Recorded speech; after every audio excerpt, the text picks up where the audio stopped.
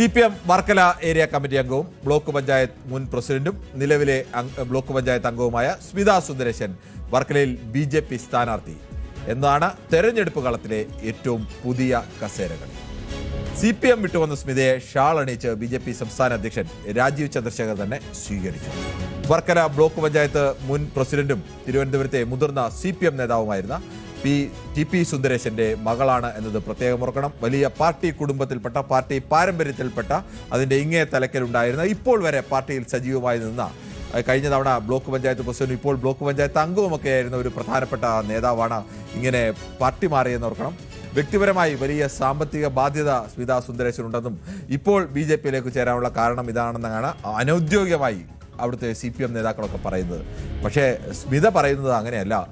മോദിയുടെ ആദർശം കണ്ട്, അദ്ദേഹത്തിൻ്റെ വാക്കുകൾ കണ്ട്, പ്രവൃത്തി കണ്ട് താൻ BJPയിലേക്ക് എത്തുകയായിരുന്നു. തെരഞ്ഞെടുപ്പിൻ്റെ തലേന്നാണോ ഇതെല്ലാം സ്മിത കണ്ടത് എന്നുള്ള ചോദ്യം അപ്പോഴും അവിടെ നിൽക്കുകയാണ്. എന്തായാലും സ്മിത സുന്ദരേശന്റെ വാക്കുകൾ കേൾക്കാം.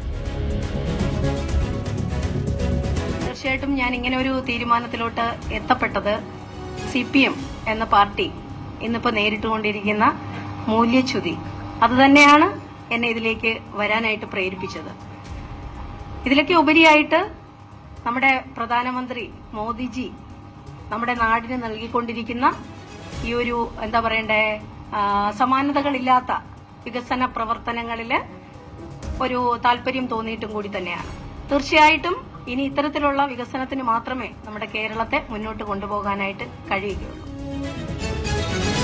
ഒരു പൊതു പ്രത്യേകത എന്തെന്നാൽ ഈ തെരഞ്ഞെടുപ്പിന് തലേന്ന് പാർട്ടി മാറി പുതിയ പാർട്ടിയിലെത്തി ആ പാർട്ടിയുടെ സ്ഥാനാർത്ഥിയാവുന്നവരെല്ലാവരും പൊടുന്നനെ അന്നാണ് തിരിച്ചറിയുന്നത് താൻ അതുവരെ പ്രവർത്തിച്ചിരുന്ന പാർട്ടിക്ക് എന്തോ വല്ലാത്ത മൂല്യച്യുതി ഉണ്ടെന്നും ആ പാർട്ടി ആകെ തെറ്റായ വഴിയിലൂടെയാണ് പോയതെന്നും പുതുതായി താൻ സ്ഥാനാർത്ഥിയാവുന്ന പാർട്ടി അതാണ് ലോകത്തെ ഏറ്റവും മഹത്തായ പാർട്ടിയെന്നും ഒക്കെ പൊടുന്നനെ ഉണ്ടാകുന്ന ഒരു ബോധോദയം എങ്ങനെയാണെന്നറിയില്ല. അത് പല പാർട്ടിയിലെയും പല നേതാക്കൾക്കും ഈ സ്ഥാനാർത്ഥം കിട്ടുമ്പോൾ അത്തരം ചില ബോധോദയങ്ങൾ ഉണ്ടാകുന്നുണ്ട്. എന്തായാലും അവർ പറയുന്ന വാക്കുകൾ നമുക്ക് വിശ്വസിക്കാം. അവർ പറയുന്നതല്ലേ അവരുടെ ശരി, നമ്മളല്ലല്ലോ തീരുമാനിക്കേണ്ടത്. അവരെന്തുകൊണ്ടാണ് മാറിയതെന്നും അല്ലെന്നുമെല്ലാം. പക്ഷേ പൊതുവായ ഒരു കൗതുകം ഇതാണ്. പൊടുന്നനെ സ്വന്തം പാർട്ടിയെ തള്ളിപ്പറയുന്നു, പൊടുന്നനെ മറ്റൊരു പാർട്ടി ഏറ്റവും പ്രിയപ്പെട്ട പാർട്ടിയായി മാറുന്നു. ഇനി നമുക്ക് കൂടുതൽ വാർത്തകൾക്ക് News 18 Kerala YouTube channel subscribe ചെയ്യുക.